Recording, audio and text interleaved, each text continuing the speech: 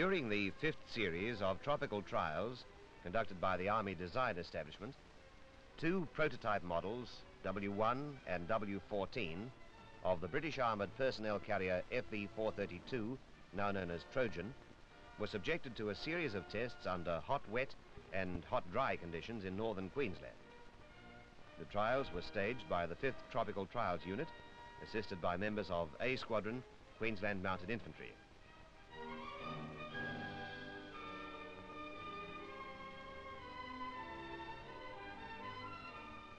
A test circuit was established in the Berners Creek area near Innisfail to test the carriers to the maximum. This circuit contained creeks and many gradients. The wild nature of the terrain with its trees and their roots provided a severe test of the vehicle's steering and suspension. American armored personnel carriers of similar type and purpose were included in these trials.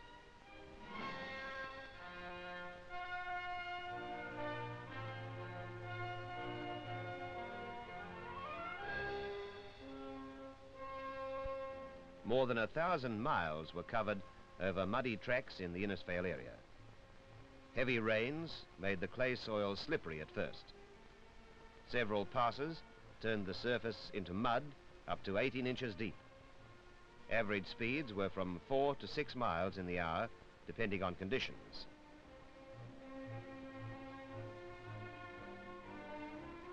Steep gradients provided opportunities to assess the effectiveness of the tracks on the APCs under difficult muddy conditions. The Trojan was found to suffer from lack of traction under these muddy conditions. Items mounted on the sides of the APC were wiped off early in the trials and were thereafter carried within the vehicles. Antenna rods frequently broke during the trials.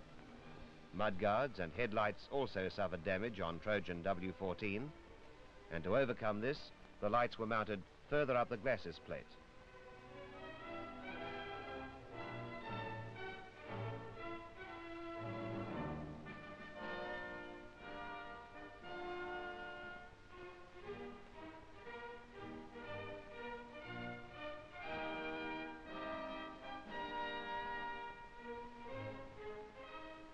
To simulate the holding of vehicles under tropical conditions, the Trojan prototypes underwent a storage period of 14 days deep in the jungle.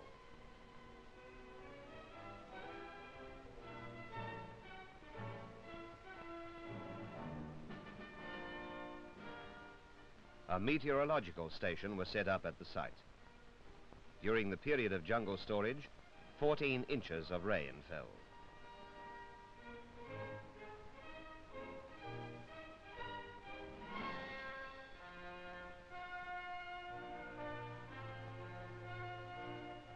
On each carrier, a continuous recording thermohydrograph was installed in the passenger compartment of the vehicle to record temperature and relative humidity. The rear door of each carrier was opened once every 24 hours to replace the graph paper on these instruments.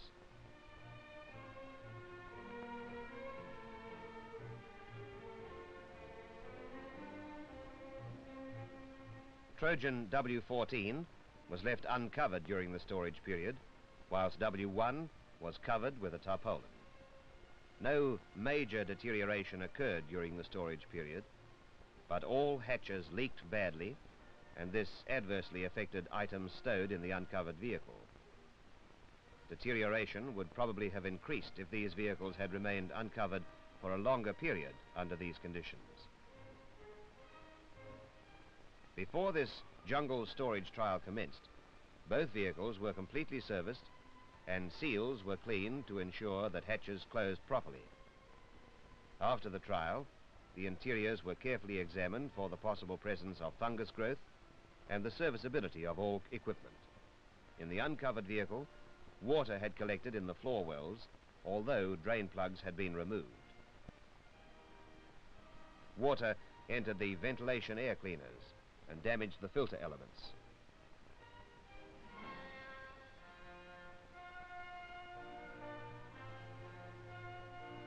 Water had also collected in the fuel filter of W14.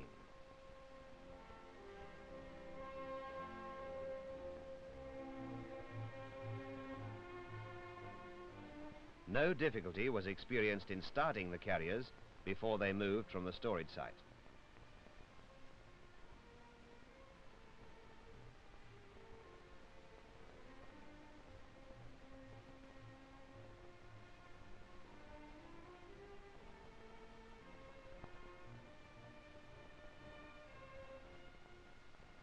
This forest trek provided a convenient exit from the storage site, but caution was necessary in crossing the narrow timber bridge.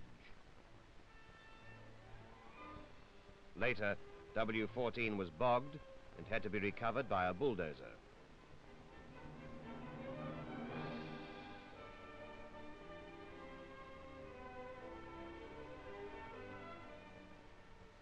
After short jungle runs, leaves and debris collected on the radiators. A close mesh grill was later fitted to prevent leaves falling inside. This Ramey member is explaining the procedure for lifting out the power pack of the Trojan with the aid of a recovery vehicle. The engine had to be lifted on many occasions during the trials.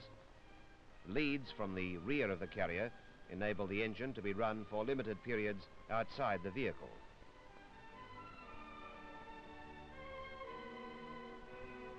During the trials, power tools with which the carriers are equipped were tested. Here, a rock drill is used to break up a bed of lava.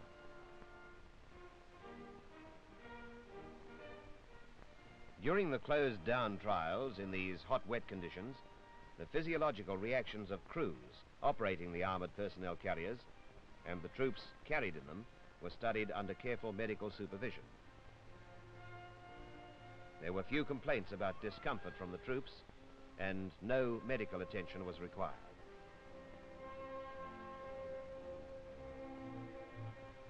Limited swamp trials for the vehicles were conducted. A check of the vehicle's performance in this type of going was considered essential in view of the extensive swamp and paddy fields found in Southeast Asia. The results of the trials of Trojan under these conditions indicated that the overall design of this vehicle may require further consideration before it could be used over this type of terrain.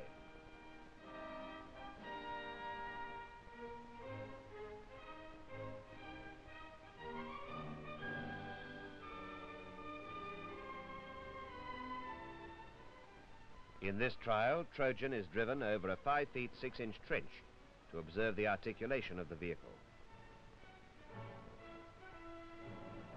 The vehicle is driven slowly over a step to observe the degree of whip produced by this type of obstacle.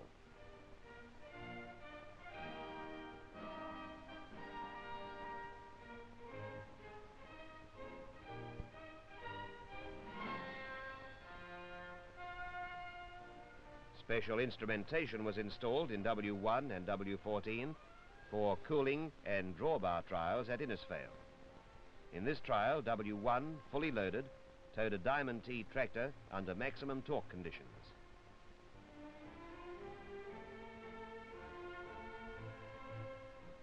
This is normal seating for the Trojan in its APC role. With this seating removed, the carrier can be set up as a command vehicle or as an ambulance. Guide rails fitted to the floor of the carrier and a loading ramp enable the Wombat recoilless rifle to be carried in the vehicle. The barrel is anchored in the driver's compartment and the axle held by clamping attachments. Both APCs under trial were fitted with standard wading screens. The carrier crews, after some practice, were able to erect these screens quickly, but difficulty was experienced in lowering them so that the canvas fell into its correct folds. It was found that the machine gun was shielded by the screen. With the aid of troops, the screens could be erected and lowered quickly into their channels in the correct folds, but tactically, time might not be available to locate the folds accurately. Distortion of the channels into which the screens folded resulted from jungle running, when trees, branches, and vines caught and forced them out of shape.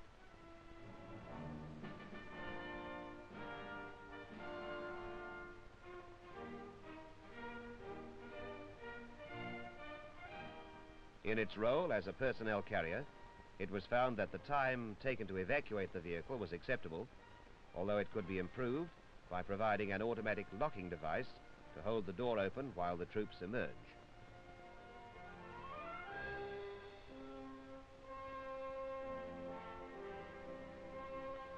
A circuit 9 miles long was used for beach trials, 6 miles being along the beach proper, and the remaining 3 miles along the sandy hinterland beyond the beach.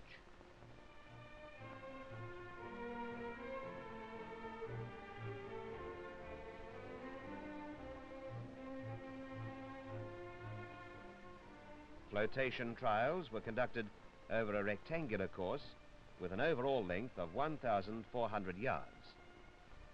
At the point where the vehicles became buoyant, they would often become immobilized in the mud. Steering became difficult until the vehicles were fully buoyant. W1, fully loaded, averaged 3.1 miles per hour, and W14, unloaded, 3.8 miles per hour. Both vehicles floated satisfactorily with some minor leakage, but at no time was the safety of either vehicle threatened.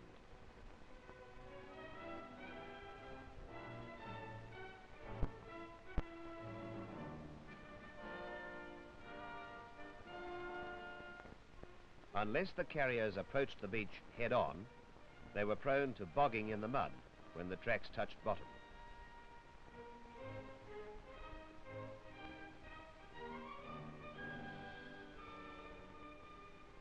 W14 suffered some damage when it was being bulldozed from a bog near the shore.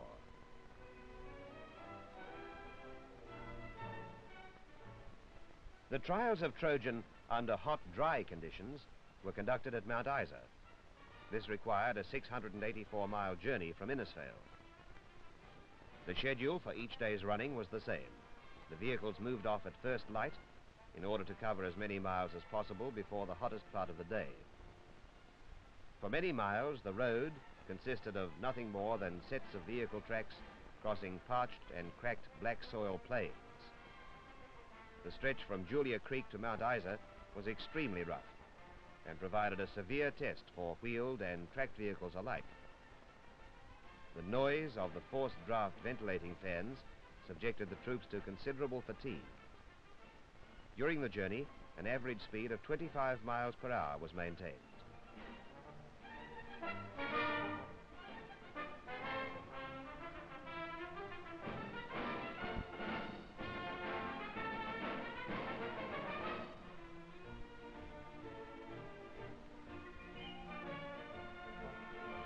Isa, physiological trials were carried out to augment the findings relating to the habitability of the Trojan under hot, dry desert conditions.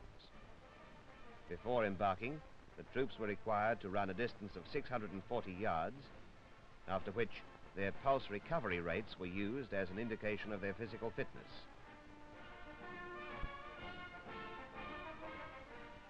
During one trial, the troops were marched before being confined for 3 hours in the carriers. The purpose of the first trial was to note the sweat losses of the troops who were confined in Trojan during the hottest part of the day. Body weight losses, rectal, oral, and skin temperatures and pulse rates were determined. Carefully calibrated thermocouples were taped to the body of each trial subject. Another trial compared the effects on troops confined in Trojan under air-conditioned and forced draft ventilation with a similar group exposed to ambient temperatures.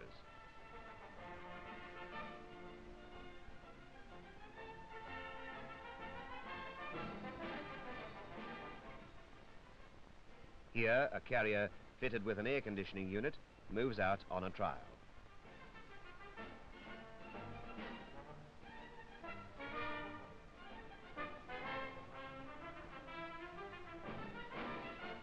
Another trial was designed to observe pre- and post-confinement performance tests, oral temperature, and pulse rate. Following a 3-hour shutdown period, the troops had to negotiate hurdles and irregularly placed sleepers.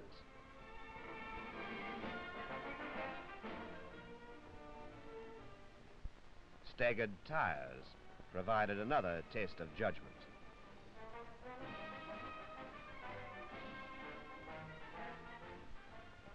The ability of the soldier to balance on a rail after this exertion was noted. His pulse rate and ability to throw grenades and to use a rifle were also checked. The circuit for the automotive trials at Mount Isa was almost 6 miles long. 50% of the circuit included flat, stony surfaces with several rocky outcrops, dry creeks with soft sand and washaways with short, steep banks and rocky beds. The remainder was hilly with stony surfaces, patches of soft soil, steep gradients, and gullies with steep banks. In general, the course provided a severe test of the vehicle's ability to negotiate rough, hard going, steep gradients, and of their control on side slopes. These trials have provided valuable information for the designers of the FV-432.